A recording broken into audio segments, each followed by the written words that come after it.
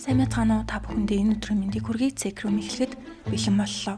Өнөөдөр бид нэгэн цагт хятадын удирдагч Ши Жинпиний гол өрсөлдөгч байсан Бо Шилай болон түүний эрх мэдлийг ашиглан аллах үйлцэн хүмүүс болон хуйлдаанаас гадна хятадын засгийн газрын бараг л амиа 50 байж устгадаг нууц мэдээллүүдийг ярина. Юу Минлоны хэргийг сонссон бол улс төрчид өөрсдийнх нь талаарх муу мэдээллийг яаж устгадгийг манайхан мэдж байгаа. Хятадын өндөр албан тушаалтнуудтай холбоотой сөрөг мэдээлэл гарахад хятад доторх хэвлэлүүд биш, харин Хонконг, Тайвань, Америкийн нэгдсэн улсад байдаг гадаадын хэвлэлүүд хамгийн түрүүнд мэдээлдэг. Тэр дундаа сэтгүүлч Хөвпийн Хуан Вэнгуа нарын бичсэн Lucky Holiday хотелд тэндээс эхэлсэн үхэл хэмээх ном Бо Шилайын уналтын тухай дэлгэрэнгүй өгүүлдэгч энэ ном нь хятадд хориотой гэдэм байна. Хятадын Чүнжин хотын захад орших Нанын дүрэгт Lucky Holiday хэмээх зочид будал байдаг. Энэ бол 3 одтой өтгөн ойгоор хүрээлэгдсэн гаднаасаа хуужирсан харагдах боловч дотор талдаа баян бизнесмэнүүд болон өндөр албан тушаалтнууд нууцаар уулздаг тансаг газар бөгөөд тагтан дээр нь гарахад Чүнжин тэр чигтээ харагддаг гин. Энд жуулчид огт ирдгүү гэж хэлж болно. Ихэвчлэн баян чинээлэг бизнес эрхлэгчид нууц уулзалт хийхдээ эсвэл хүнд харуулмааргүй байгаа хүнтэйгээ уулзахдаа ирдэг. 2011 оны 11 сарын 13-ны бүтэн сайнны бороотой өдөр бараг л хөнгөө байсан тул буудлын ажилчид тарга цагаа үлээгээд сууж итэл нэгэн гадаад иргэн тус буудал буусан. Нийл Хэйвуд гих 41 настай Британи эрэгтэй тэрээр ганцаараа өрөөгөө орсон ч удалгүй түүний 1605 төрөнд нэгэн хятад эмэгтэй орж цаг орчмын дараа ганцаараа гарч ирээд хаалган дээр бүү саадуул гэсэн тэмдэг зүгээд ажилчдад тэр гадаад эрэгтэй согтуу байгаа битгий саадуулаарай гэж хэлээд явжээ. 2 хоногийн дараа буудлын ажилчид сэжиг авч хаалгыг тогшиж үзээд нээхгүйсэн тул сүүлдээ хүчээр онгойлгож виллад ороход нэг давхарт хинч байсангүй. Ингээд 2 давхрын унтлагын өрөө рүү очиход Британи бизнесмен Нийл Хэйвуд орон дээрээ нас барсан байдалтай. Удалгүй Чүнжин хотын цагдаагийн газрын дарга Ван Лижүн өөрийн биеэр ирж хэргийг шалгаж эхэлсэн ч ердөө 3 хоногийн дараа архи хэтрүүлэн эргэлсний улмаас гинэт нас барсан гэж дүгнэн задлан шинжилгээ хийлгүүгээр цогцыг чандралсан. Нийлийн хятад эхнэр Ван Лүлү Бээжинд 2 хүүхэдтэйгээ амьдардаг байсан болохоор гэр бүлт нь мөн Лондонд байсан Нийлийн ээжид ч бас нас барсан тухай мэдээ өргөгдсөн. Нийлийн аав 63 наснда хоол идэж архи уужгаад гинэт зүрхний шигдээсээр нас барсан болохоор хүүгийнхээ үхлийг хүлээн зөвшөөрөхөд хэцүү байсан ч аав шигээ архи уужгаад нас барчтэй гэж утсан байна. Гэвч энэ бол энгийн нэг золгүй явдал биш. Хятадын түүхийг оронгоор нь эргүүлсэн аллага байлаа. Үүний цаана Ши Жинпинтэй эрх мэдлийн төлөө өрсөлдөж исэн Бо Шилай, түүний эхнэр Гүг Хайлай, баруун гар Ван Лижүн нар байсан. Цочид буудлын өрөөнд хамгийн сүүлд орсон тэр эмэгтэй Бо Шилайын эхнэр Гүг Хайлай ээжээ. Тэгвэл Британи залуу Нийл Хэйвуд ба Гүг Хайлай нар ямар холбоотой байсан бол тэдний харилцаа Бо Шилайын хүү Бо Гуагуагаас эхэлжээ. Хятадын дээд зindaaныхан хүүхдээ Америк, Англи руу сургуульд явуулах маш дуртай байдаг. Бо Гуагуа 11 наснда Сингапурт суралцжгаад ээж Гүг Хайлай түүнийг Английн язгууртнуудын сурдаг Хэрв сургуульд оруулахар шийджээ. Ингээд ээж хүү хоёр Лондонд амьдарч аав Бо Шилай нь Хятадд улс төрөө идэг. Энэ үед Гүг Хайлай Лондонд ганцаардаж сэтгэл готролд ороод хэсэг хугацаанд Хятад руу ирэх үедээ Британи бизнесмен Нийл Хэйвудтэй танилцжээ. Нийл өөрөө Хэрв сургуулийг төгссөн тул Гүг Хайлайд зориуд ойртож "Таны хүү миний төгссөн сургууль сурд юм байна. Та Хятадд ажиллаа тайван хий. Би Лондонд хүүхчээ харж ханджээ" гэж хэлээд итгэлийг нь олжээ. Ойрхон шалтгаан нь Хятадд бизнес хийхийн тулд гуанши буюу танил тал хамгийн чухал байдаг тул Нийл Хэйвуд Бо Шилайын гэр бүлийн итгэлийг олж авахаар шууд Англи руу нисэж хүү Бо Гуагуаг нь сургуулиас нь авч хүргэж өгөхөөс гадна бензээр аялуулж хичээлийг нь давтуулж 3 жилийн турш халамжилжээ. Энэ хугацаанд Гүг Хайлайч зүгээр суугаагүй. Хүүгээ эргэхээр Англи руу ирж очих үедээ Нийл Хэйвудтай хамт амьдардаг байсан гэх мэдээлэл гарч ирсэн ч энэ нь албан ёсоор батлагдаагүй. Гэхдээ боломжтой хувилбар гэж үздэг. Учир нь Гүг Хайлай нөхөр Бо Шилайтайгаа маш таарамжгүй харилцаатай байсан. Яагад гэвэл Бо Шилай хүүхэмсэг гэдгээрээ зартай байсан бөгөөд Хятадын худалдааны яамны сайд байхдаа л хараанд нь өртсөн эмэгтэй болгонтой орооцолдог байв. Тэдний нэг нь жүжигчин Ма Шаожун байсан бөгөөд Бээжинд тэдний хөтөлцөөд явж байхыг Гүг Хайлай мэдснээс олж Англид байхдаа сэтгэл готролд орж 2006 онд арсны хор тавтартай гэж онцлогдсон хаалгаа амжилттай болсон ч дараа нь гормоны эмчилгээ хийлгэснээр түүний сэтгэл санаа улам тогтворгүй болсон. Үнэн дээр Бо Шилай болон Гүг Хайлай хоёрчоос анх нууц амргийн харилцаатай байжгаад гэрэлсэн юм байна. Одоо бүгдээрээ тэдний харилцаа яаж эхэлсэн талаар ярилцъя. Бо Шилай бол 1949 оны 7 сард төрсөн 6 хүүхэдтэй айлын 3 дахь хүү тэрээр төрөхдөө л алтан албаг зууж төрсөн бөгөөд багаасаа нэр хүндтэй сургууль сурч хаашаа ч явсан машинаар хургуулж ямар ч саад бэрхшээл гүйцэж том болсон. Түүний аав Боебо Хятадын коммунист намын хувьсгалын анхны үеийн 8 нөлөө бүхий ахмадуудын нэг байв. Тэрээр Хятад улсыг үндэслэн байгуулагчдын нэг гэгддэг. Бошлай Бээжингийн нэр хүндтэй 4-р дунд сургууль сурч исэн ч 1966 онд Мао Цзэдуны соёлын хувьсгал эхэлснээр түүний амьдрал оронгоор орхисон. Мао залуучуудыг урайлан улаан хамгаалагчдын хөдөлгөөнийг өрнүүлж, Хонгвей бин буюу улаан хамгаалагчдын хөдөлгөөнийг өрнүүлж, багш нар сэхэднүүдийг хөрөнгөтнүүдийн үзэлтэн хэмээн гудамжинд тамлан зодож, сургууль доторх шоронд хорж эхэлжээ. Бошлай болон түүний ах нарч улаан хамгаалагчд байв. Гэтэл нэг өдөр Мао Цзэдун түүний аав Боебог урвагч хэмээн цолжээ. Бошлай бусад улаан хамгаалагчдын өмнө аавыгаа олон нийтийн нүдэн дээр зодож хавиргаыг нь хугалсан гэдэг. Гэвч аав Боебон зодуулж байхдаа энэ хүүд улс төрч болох чадвар байна гэж бахархаж исэн гэх яриа байдаг. Удалгүй Бошлай өөрөө ч урвагчийн хүү гэгдэн 5 жил шоронд хоригдсон. Дараа нь цэргийн офицер Ли Данютай танилцаж нэг хүүтэй болсон байна. 1976 онд Мао Цзэдун нас барж Боебогийн нэр төрс эргэж шоронгоос гарсан тэрээр Хятадын шадар сайд болон дэвшлээ. Энэ үед Бошлай Бээжингийн их сургуулийг төгсөж улс төрт хөл тавив. Тэрээр анхны эхнэр Ли Данютайгаа таарамжгүй байсан бөгөөд тэдний салалт 4 жил үргэлжилсэн шүүх хурлын дараа дуусжээ.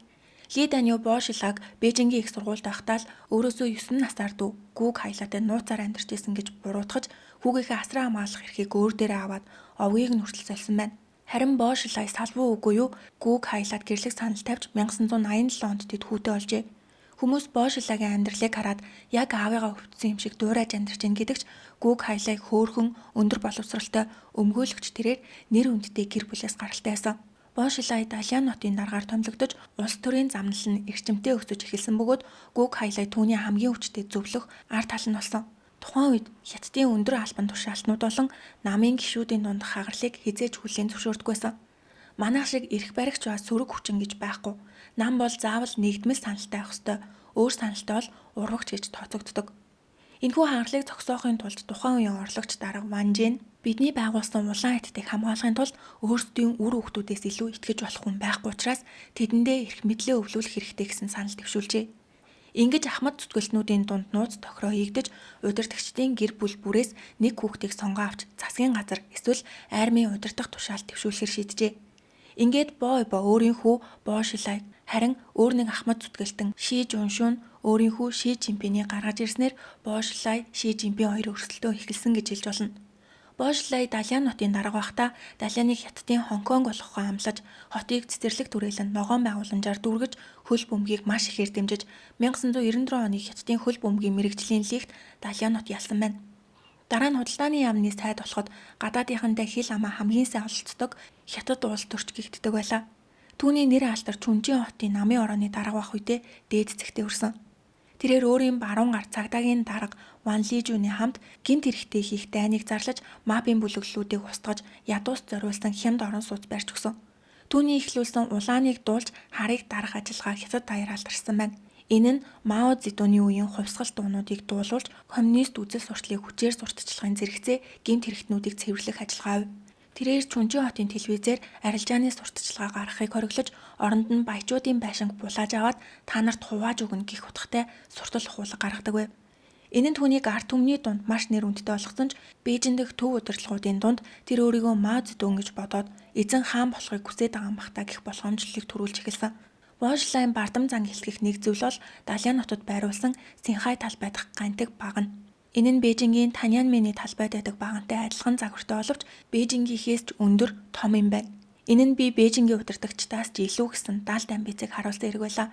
Үүнээс гадна Бошлай хүүхэмсэг гэдгээр алдартай тэрээр Далианд эмэгтэй морьт цагдаагийн анги байгуулж 23 орчим насны үзэсгэлэнтэй бүсгүүчүүдийг өөрийн сонирхлоор сонгож өндөр албан тушаалтнуудыг ирэхэд тэднэр үйлчлүүлдэг байсан гэх яриа байдаг. Түүний хамгийн зартай нууц амраг бол телевизийн хөтлөгч Жан Вэйжэ байв. Жан Вэйжэ ажлынхандаа би хотын даргатай уулзах чинь хэлүүлэх үг байна уу гэж илт гайхуулдаг байсан ч 1998 онд Жан Вэйжэ жирэмсэн болж энэ мэдээ Гүүг хайлааны чихэнд хүрмэгт гинэт ор сураггүй алга болжээ. 2012 онд Америкт гарсан хүний биеийн нууц үзэсгэлэнгийн үеэр нэгэн аимшигтай хардлага гарсан нь үзэсгэлэнд байсан жирэмсэн эмэгтэй цогцос сураггүй алга болсон Жан Вэйжэтэй маш төстэй. Тэрхүү цогц 8 сартаа урагтайгаа байсан бөгөөд Жан Вэйжэ алга болохдоо яг 8 сартаа жирэмсэн байсан гэдэг. Хамгийн ачирхалтай нь тэрхүү цогцнуудыг бэлтгэдэг хүний биеийн сорьцын үйлдвэр Далиан нутад байсан бөгөөд тус үйлдвэрийг Гүүг хайлаа хариуцдаг байсан.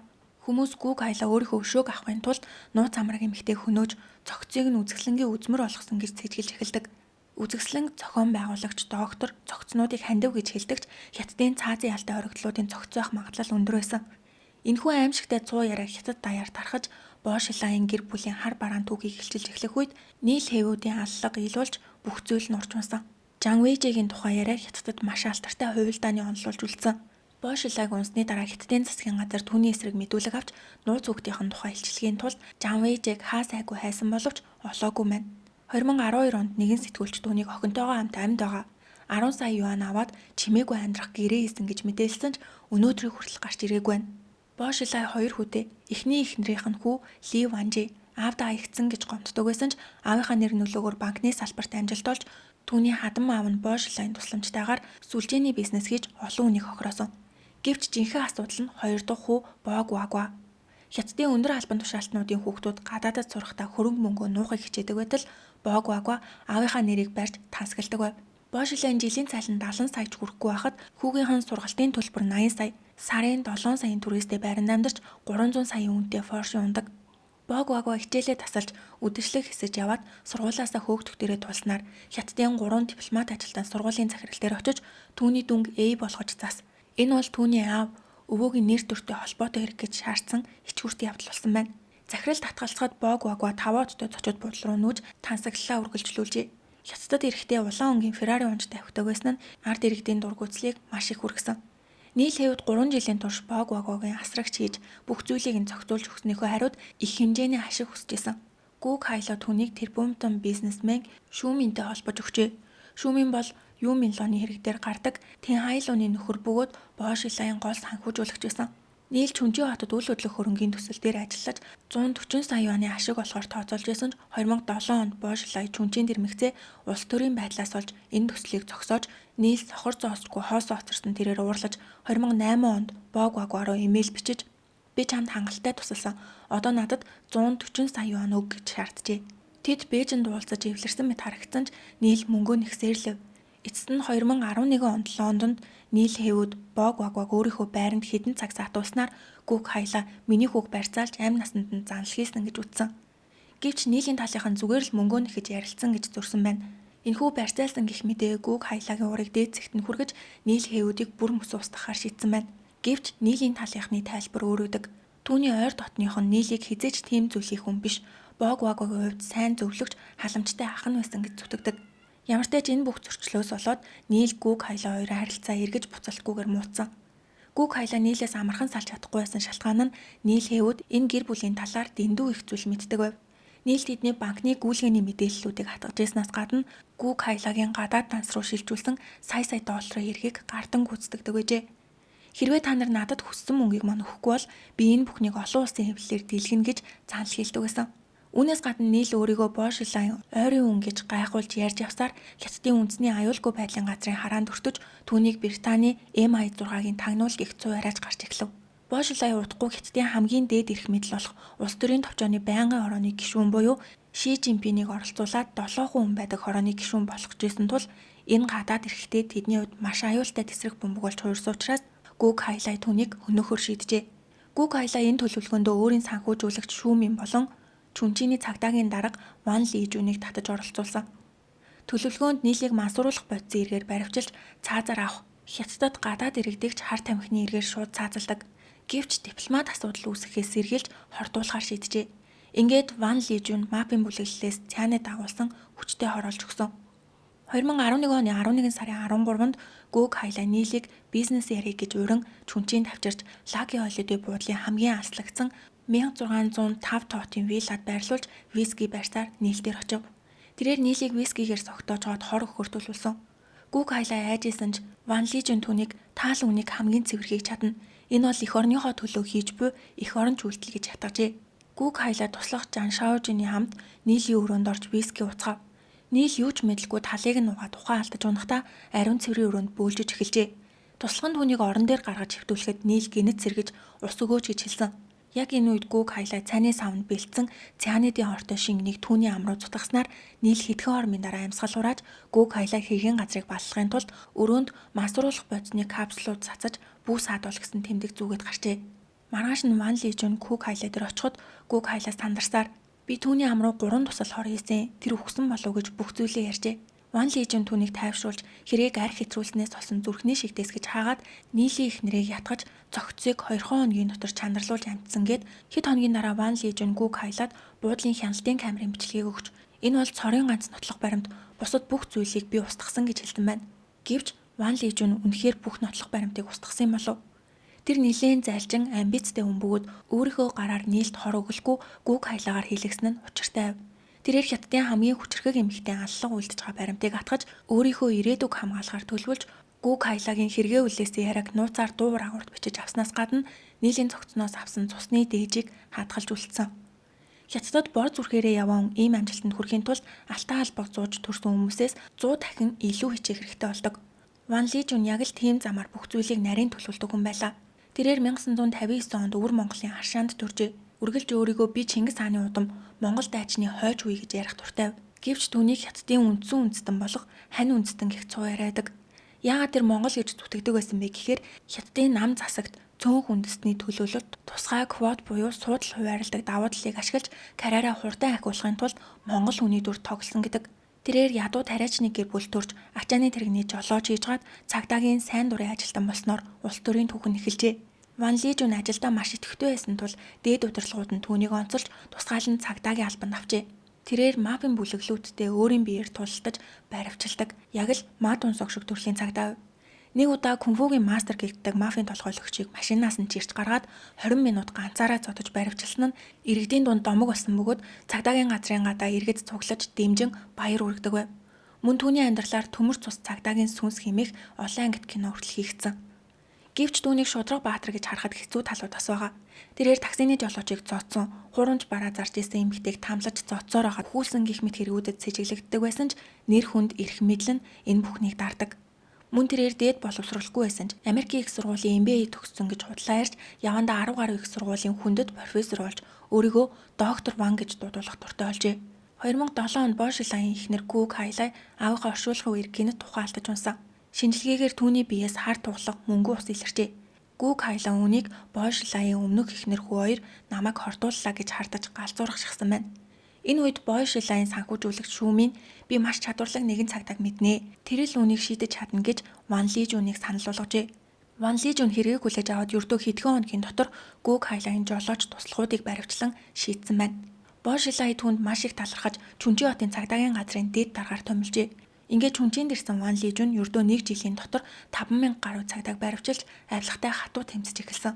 Түүний хамгийн том амжилт бол өөрийнх нь дарга байсан Венецианыг баривчилсан явдал байлаа. Ван Лижүн Венецианы цэцэрлэг түрээлэндх цөөрмөөс 20 сая юаны бэлэн мөнгө олж илрүүлэн түүнийг мафийн толгойлогч бэлгийн хүчирхийлэгч хэмээн зарлаж цаазаар авах ялгаан олгосон. Иргэд баярлж исэн ч Хонконгийн хэвлэлүүд Ван Лижүн өөрөө тэр мөнгийг цөөрөмд нууж Венецианыг гүтгсэн байж магадгүй гэж бичжээлээ. Ингэж Ван Лижүн Чүнжинд хаан мэт засаглаж Бошилайн хамгийн ихтгэлд хамгийн аюултай зэвсэг нь болсон. Ван Лижүний иймэрхүү үйлдэлүүд болон түүний удирдагч Бошилайн нарын нэр хүнд өсөх тусам Бээжин дэх дээд удирдлагууд сандарч эхэлсэн. Учир нь Бошилайн улс төрийн товчооны байнгын хороонд орж ирвэл Ван Лижүнийг дагуулж ирээд авилгатай тэмцэх нэрээр Мао шиг соёлын хувьсгал дэгдээж бүгдийг нь хөнөөж магадгүй гэхээс айжлаа. Ингээд Ван Лижүний эсрэг мөрдөн байцаалт нууцаар эхэлж түүний ойр дотных нь нэг нэгээрээ баривчлагдаж эхэлжээ. Ван Лижүн Шудраг Баатар шиг харагддаг байсан ч үнэндээ эмэгтэй цагдаа нарыг бэлгийн дарамтанд оруулдаг асар их авилга авдаг байсан. 2010 онд Ван Лижүн Чүнжиний цагдаагийн дүр төрхийг шинжилнэ гээд дундаж өндөр нь 170 см 24 орчим насны үзэсгэлэнтэй 80 эмэгтэйг сонгон тусгай анги байгуулжээ. Тэрээр дүрм тувцыг нь өөрөө загварчлан зохион бүтээж бүр патент хүртэл авсан ч энэ ангийн 8-аас доошгүй эмэгтэй түүний бэлгийн дарамтанд өртсөн бөгөөд өмнө нь ажиллаж исэн Тэлийн хотод эмэгтэй цагдаа хүчирхийлж жирэмсэн болгосон гэх аимшигтай мэдээллүүд гарч ирдэг. 2011 оны 5 сард нийл хэвүүдийн алхаас хэдхэн сарын өмнө Ван Лижүний хамгийн дотны найз өндөр албан тушаалтай 3 цагдаа авилгын эргээр баривчлагдсанаар Хятадын Сахилга Батын хороо Ван Лижүнийг шалгаж эхэлжээ. Түүнийг хувцсны үйлдвэрүүдээс асар их хэмжээний ребет буюу авилгал авсан. Үл хөдлөх хөрөнгө уул уурхайн лицензээр бизнесмэнүүдтэй хувилдсан гэж буруутгасан. Шүүгээр орвол цаазаар авах ял авах нь тодорхой байлаа. Яг энэ үед Бошилайн эхнэр Гуг Хайлай түн дээр ирж нийл хэвүүдийн хөнөөхөд туслахыг гуйснаар Ван Лижүн үүнийг амьд үлдэх боломж гэж харж Бошилайн гэр бүлийн том нууцыг гатгаж авбал түүнийг хамгаалахаас өөр аргагүй болно гэж тооцоолсон. Аллага амжилттай болж нийлэг чанаралсны дараа Ван Лижүн Гүг Хайлагаас өөрийнхөө хэргийг зогсоож өгөхийг шаардав. Гүг Хайлай нөхөр Боо Шилайгаас тусламж хүсгэд Боо Шилай маш их уурлаж Ван Лижүнийг дэмжихээс татгалзжээ. 2012 оны 1 сарын 28-нд Ван Лижүн Боо Шилайтай биечлэн уулзаж хатагтай Гүг Хайлай Британи эрэхтэй нийл хэвүүдийг хөнөөсөн. Надад бүх баримт дуу ураагур бүр цусны дээж нь байгаа гэж шууд занл хийсэн ч Гүг Хайлай нөхөртөө би хүн алаагүй. Тэр намайг гүтгэж шантаажлж ийн гэж үгүйсгсэн. Маргааш нь Боо Шилай Ван Лижүнийг дуудаж ирүүлээд олон хүмүүсийн нүдэн дээр түүнийг алгадаж унгаад маш ихээр доромжлов. Хятадын соёлд энэ бол хүний нэр төрийг хамгийн доод зэгт нь хүртэл гიშгэж байгаа хэрэг юм байна. Ван Лижүн өөрийгөө хаягдсан гэдгийг ойлгож эцсийн нүдлээ хийхэр шийджээ. Тэрээр ажлын өрөөндөө буцаж ирээд нийл хэвүүдийн хэргийн нотлох баримтуудыг бүгдийг нь цуглуулж Хятадын түүхэнд урд өмнө нь гарч байгаагүй хамгийн зоримог бөгөөд галзуу алхмыг хийхээр зүсээ ургаж Америкийн нэгдсэн улсын консулын газар руу зугатгаар бэлдсэн. Ван Лижүн Боо Шилайд би танд үнэн ч хിവэрэ байж бүх асуудлыг чинь шийдэж өгье. Намайг битгий хаяач гэж дахин гуйсан ч Боо Шилай түүнийг өршөөгөөгүй. 2012 оны 2 сард Ван Лижүний ажлын өрөөндөө байхад 2 цагт орж ирээд таныг Чүнжин хотын цагдаагийн газрын даргын албан тушаалаас чөлөөллөө. Зэвсгээ хураалга гэж тушаасан. Боо Шилай түүнийг мөрдөн шалгах хэрэг мэдлгүй зөвхөн боловсрол байгаль орчин хариуцсан дид хотын дарга болгон цөлжээ. Энэ бол түүнийг хөнөөхөөс өмнөх эхний алхам байлаа. Ван Лижүн галзуурсан мэт авирлаж би Боо Шилайгийн бүх нууцыг илчилнэ гэж хашгирчээ. Боо Шилай түүнийг устгах 3 төлөвлөгөө боловсруулжээ. Нэгт мафийн бүлэглэлээр хөнөөлгөх, өшөө авалт юм шиг харагдуулах. Хоёрт ажлын ачааллаас болж амиа орлсон болгох. Гуравт авилгын эргээр шалгагдаж байхдаа амиа орлсон болгох. Хятадын улс төрт мөрдөн байцаалтын явцтай амиа орлох явдал маш түгээмэл бөгөөд жилд 100 орчим ийм тохиолдол гардаг. Ван Лижүн амьд үлдэх цор ганц арга бол Бээжин рүү Боо Шилай Гүг Хайлай нар Британи залууг хөнөөсөн гэх мэдээллийг яаралтай илгээх ёстой гэдгийг ойлгосон. 2012 оны 2 сарын 6-ны орой Сичуан мужийн Чиндүү хот дахь Америкийн нэгдсэн улсын консулын газрын орчимд урд өмнө нь үзэгдээгүй хачирхалтай зүйл болсон. Хэдэн 10 цагдаагийн машин зэвсгэлсэн тусгай тасгийнхан консулын газрыг бүсэлж бүх замыг нь хаажээ. Вэйбүү дээр иргэд юу болоод байгаа юм бэ? Кино зураг авалт уу? Чүнжиний дугаартай машинууд энд юу хийж байгаа юм бол гэж шуугаж эхэлсэн байна. Удалгүй Чүнжин хотын цагдаагийн дарга Ван Лижүн Америкийн нэгдсэн улсын консулын газарт нууцаар очиж орогнол хүсжээ гэх мэдээ гарсан. Ван Лижүн Чүнжин хотоос 300 км замыг 3-4 цаг туулан Чиндүүд ирж терроризмын эсрэг хамтын ажиллагаа гэх нэрээр консулын газар нэвтэрсэн. Тэрээр Америкийн нэгдсэн улсын дипломатуудад Боо Шилай намайг хөнөөх гэж байна. Авраач гэж хашгирч Боо Шилайгийн гэр бүлийн аллага, авилгын бүх баримтыг дэлгэжээ. Америкийн нэгдсэн улсын элчин сайд Гэри Лок Бээжинд хурал хийж байхдаа энэ мэдээг хүлээн авч маш хүнд байдалд орлоо. Хэрвээ Ван Лижүнийг хүлээж авбал бүгд найрамдах Хятад ард улстай дипломат тайм болно. Үгүй бол тэр шууд үхэх тул хүний эрхийн асуудал үүсгэрэв. Энэ үед галзуурсан Боо Шилай Чүнжин хотоос зэвсгэлсэн 70 гаруй цагдаагийн машин илгээж Америкийн нэгдсэн улсын консулын газрыг хүчээр дайрч Ван Лижүнийг авчрахаар шийджээ. Ингэснээр консулын газрын гадаа Хятадын түүхэнд байгаагүй аимшигтай нөхцөл байдал үүссэн. Чүнжиний цагдаа нар Ван Лижүнийг баривчлахаар ирсэн бол Сичуан мужийн цагдаа нар консулын газрыг хамгаалж Чүнжин хотын цагдаа нарыг тотгошоо нэвтрүүлэхгүй байх үүрэгт ирсэн. Харин Америкийн нэгдсэн улсын тэнгисийн явган цэргүүд консулын газрын нутаг дэвсгэрийг хамгаалан бэлэн байдалтай. Боо Шилай бүр консулын газар тесрэх бөмбөг байгаа гэж хэлээд тотгошоо дайрч ор гэж тушаасан бөгөөд энэхүү зэвсэгт бүслэлт 5 цагаар үргэлжилсэн. Энэ мэдээ Бээжинд авах бүгд найрамдах Хятад ард улсын дарга Ху Жинтаод хүрч маш их уурсан байна. Боо Шилайгийн үйлдэл олон улсын хуулийг зөрчсөн, намын эсрэг зэвсэгт бослого гаргаснтай адил хэрэг байлаа. Хятадын коммунист нам дотоод хааграл зэвсэгт мөргөлдөөнийг хамгийн их үзэн яддаг. Ху Жинтао Сичуан мужийн намын даргад Ван Лижүнийг заавал хамгаал, Боо Шилайд бүү гэж тушаасан. Шүн дунд болоход Бээжингээс үндэсний аюулгүй байдлын газрын дэд сайдаар ахлуулсан төлөөлөгчид Чиндүүд ирлээ. Тэд Ван Лижүнд Боо Шилайгийн бүлгийн Жоо Юнканы бичсэн нууц цагтлыг өгснөөр Ван Лижүн Америкт орогнох боломжгүй гэдгээ ойлгож Бээжингийн төлөөлөгчдөд буюу Төв засгийн газарт бууж өгөхөөр шийдээд консулын газраас гарч ирэхдээ Боо Шилайгийн илгээсэн Чүнжин хотын дарга руу хандан "Чи бол Боо Шилайгийн нохой, харин би бол Төв засгийн газрын хүн" гэж хашгирдаг. Эцэст нь үүр цайх үед Ван Лижүн үндэсний аюулгүй байдлын ажилтнуудтай хамт консулын газраас гарч ирсэн. Гэтэл Чүнжин хотын дарга түүнийг хүчээр авч явах гэж дайрч Бээжингийн төлөөлөгчдөд зодтолдох шахуу юм болжээ. Ху Жинтао дарга өөрөө Боо Шилай руу устдаж "Ван бол бидний асуудал, чи хол бай" гэж хатуу анхааруулсны дараа Боо Шилай ухарч Ван Лижүнийг Бээжин руу тусгай онгоцоор авч явсан.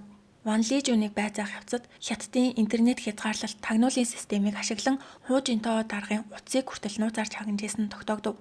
Тэрээр Герман Израилаас иргэдэг хянах системийг оруулж ирсэн бөгөөд энэ систем нь хэн нэгний кредит картаар төлбөр хийхэд ердөө 12 минут 5 секундын дотор мэдээллийг нь гаргаж ирдэг байжээ.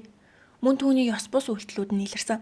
Маш ойрхон газарт нисдэг тэрэг хөлөглөж очихоос гадна зочд буудалд байхдаа өөрийнхөө байгуулсан эмэгтэй морьт цагдаа нарыг улаан дүрм тувцтай нүүдэндээ зогсоож хамгаалуулдаг байжээ.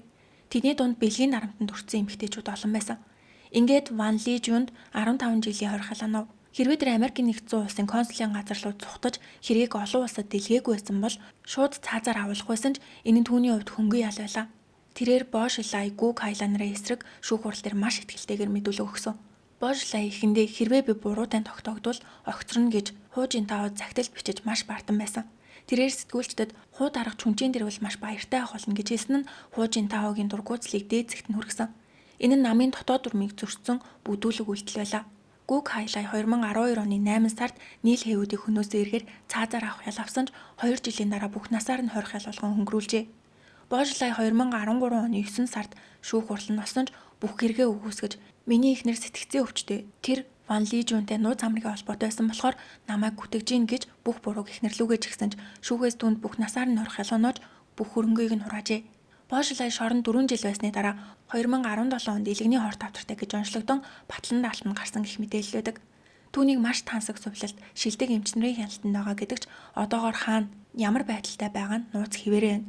Ийхүү Британи эрхтэй нийл хэвүүдийн учир битүүлэг өгөхөл Хятадын хамгийн хүчирхэг гэр бүл болон улс төрийн тогтолцоог бүхэлд нь өөрчилсөн түүх болон үлджээ.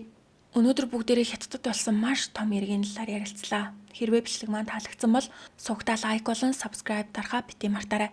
Дараагийн бичлэгээр уулзтлаа. Түр баяртай.